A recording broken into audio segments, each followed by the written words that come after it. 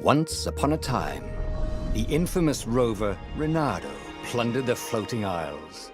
Then his mother called him to her deathbed. "Swear to me that you won't die on the gallows," she rasped. Reluctantly, he swore. And he whiled away his days at home with music, cards, and wine. But the Emperor had changed. He'd been good once, a shy, almost humble toad. He'd built universities.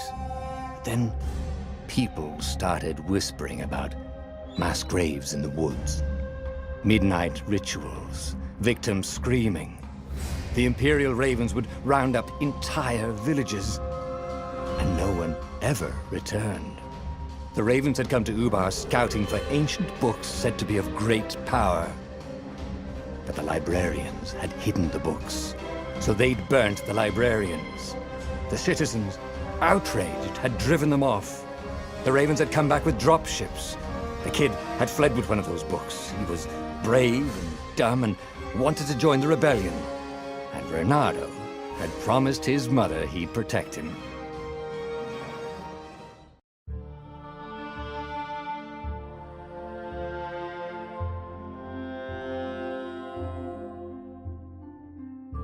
The kid was looking down, watching his city burn. "Sorry, kid," Reynardo told the kid. "Look, if we give them the book, they'll leave you alone." "My mother died for this book!" "I promised her I'd protect you." Oh, damn it. The kid had run off. With the book, of course. So Reynardo had to run after him.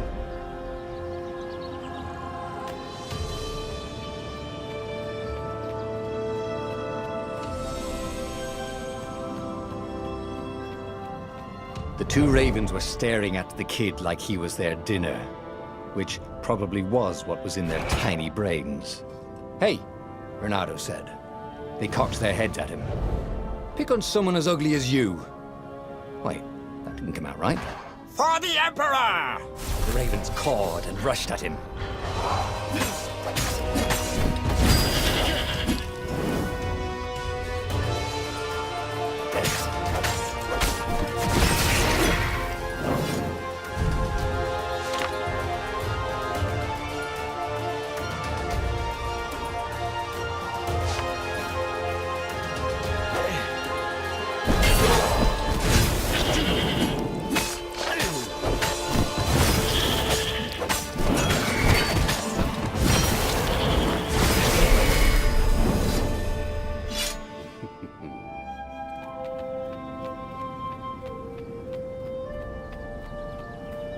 A dropship flew overhead.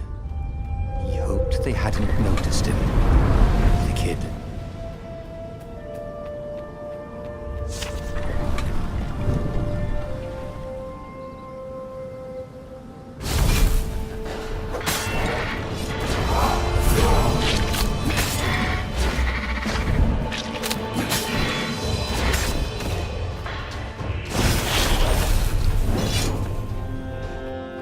Oh, right.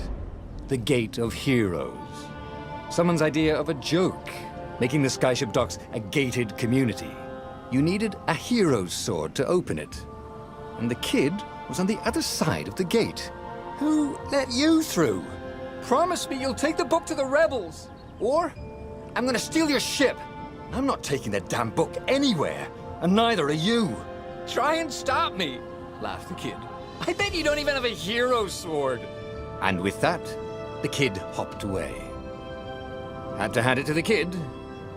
He was an idiot, but he had guts. Where was Reynardo going to get a hero sword? Ore and wind essence? Perfect.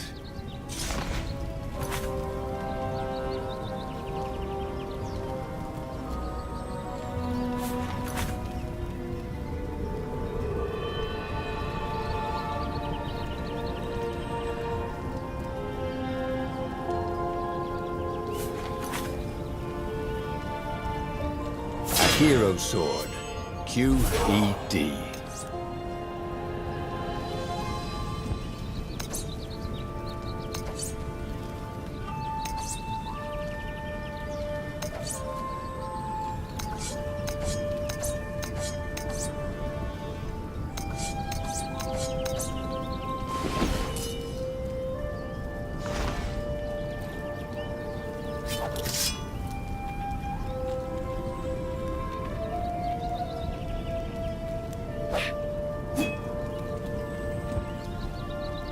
This is what he got for settling down and finding people to care about.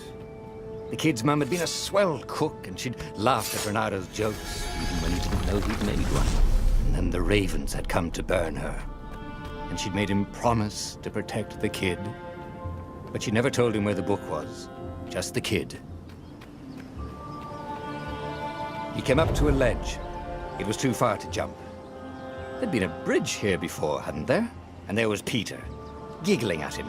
"How'd you get across?" he asked the kid. "Where'd you find a hook?" "I hopped," said the kid. Wise-ass kid. "Hey, look out behind you!" "Cute," said Renato.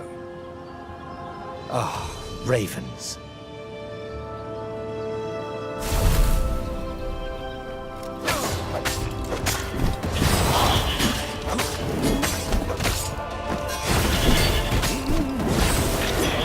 It was time to talk some sense into the kid. Just hook his way across the ledge and chase the kid down. Thing was, he hadn't used his hook since he'd retired. He'd done it. Maybe if he meditated at that altar there, he'd remember his old skills.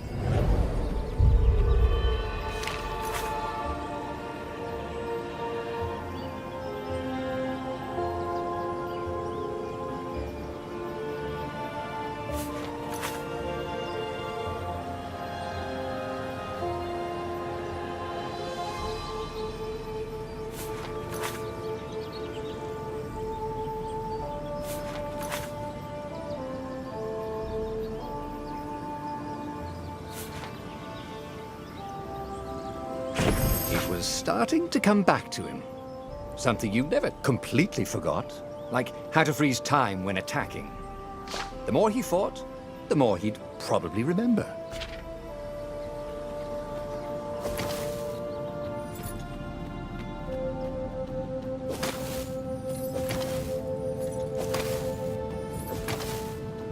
And there was the Farfarer. She was the fastest ship he'd ever known. She could do the Kestra run in 12 furlongs. Oh, so the salesman had told him. And something told him the kid was about to walk into an ambush. "Stop!" he shouted. "I'm not giving you the book!"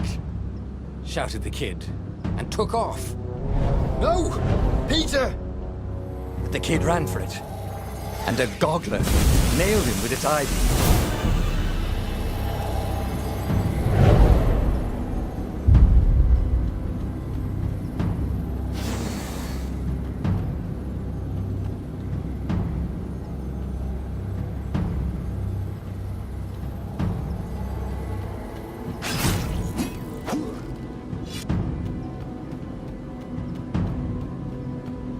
The book was unburned. Next to it were the buckles from the kid's shoes, and a kid-sized pile of ashes. Damn it, why hadn't he lied and told the kid he'd take the book to the rebels? The kid would be alive now. Really pissed off and betrayed, but alive. Oh, damn it. Renato picked up the book. He couldn't let the Empire have it now. He was going to have to get it out of there. He'd be a wanted man. Probably have to join the rebellion just to have a place to dock. Well, he'd hated home life anyway.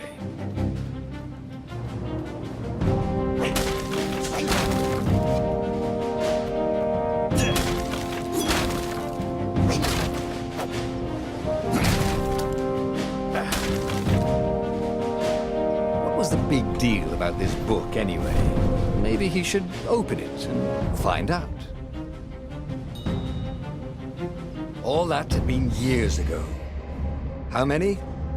The war was a blur, and now 3 Raven scout ships were chasing him. "Where are you running, rebel?"